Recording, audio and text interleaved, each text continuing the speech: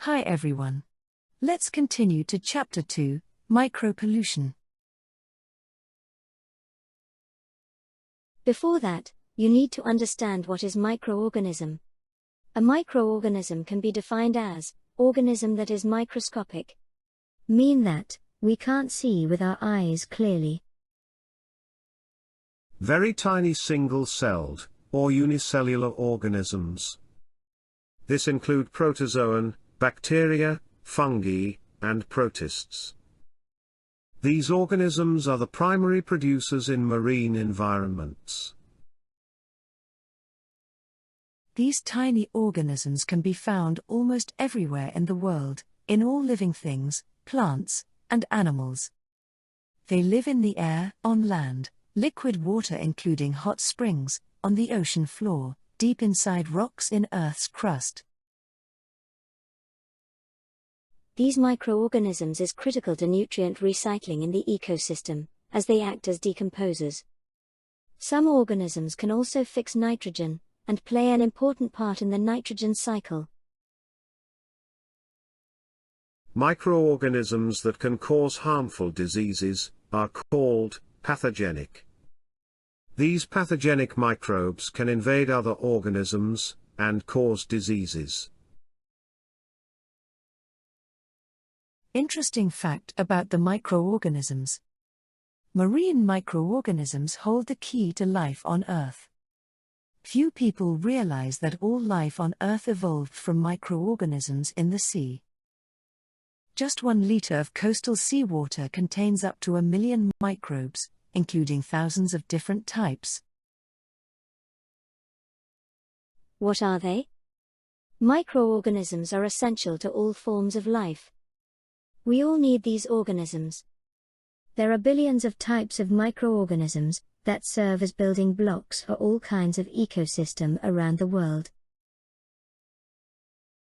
Most microorganisms are beneficial, mean that they fill important roles, such as helping humans digest food, aiding in the proper treatment of wastewater, and carrying out functions necessary to sustain the food chain.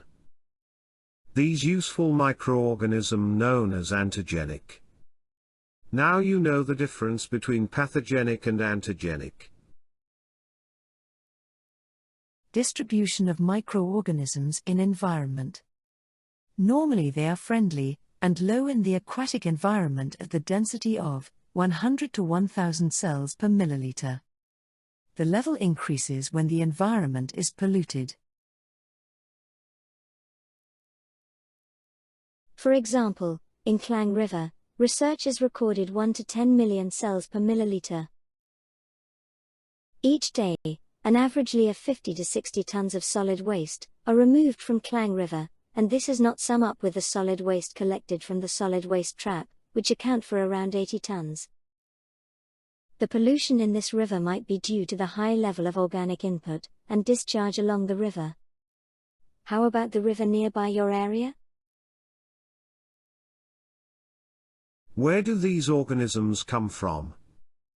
Microorganisms, such as pathogens, may enter the aquatic environment through point and non-point sources, while others may occur naturally. Wildlife, domestic animals, and birds may also contribute pathogens to the environment. The major sources of bacterial contamination are due to the point source. Point source such as sewage treatment plant, factory introduce materials directly into the waterway. Besides point source, non-point sources such as sewage from the city, fertilizer and pesticide from the farm also make their way indirectly to the waterway. For example, wastewater treatment. Treatment facilities have greatly reduced the number of pathogens that are released into the aquatic environment through disinfectant processes. However, the problem is not always 100% effective and breakdown in facilities sometimes occur. During heavy rains, there is too much water for the sewage treatment plants to handle, and some untreated or partially treated water may be disposed into the aquatic system. of known as overflow.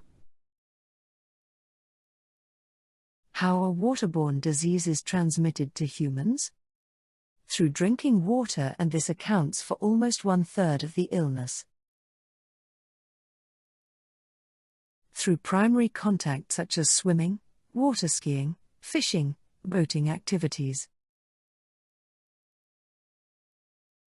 And through secondary contact, ingestion of contaminated shellfish and fish. How are pathogens detected? We can detect the presence of pathogens by measuring fecal coliforms and other sewage indicator bacteria. For example, E. coli.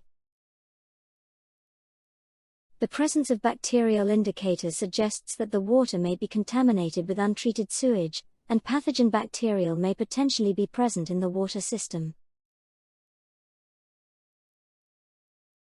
A criteria based on the indicator bacteria concentration are used to determine if waters are safe for human use. Bacteria from the fecal coliform group are used as indicators, because they are not usually present in unpolluted waters, and are easily detected by simple laboratory procedures. Let's move to the most discussed pollutant: microplastics.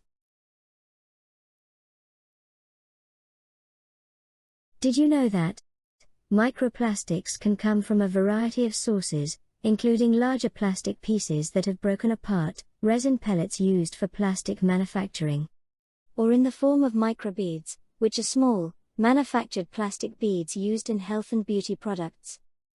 Every day, we create this pollutant indirectly or directly.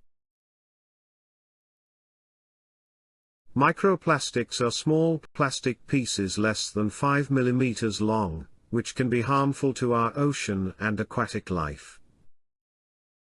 Microplastics can come from a variety of sources, including from larger plastic debris that degrades into smaller and smaller pieces.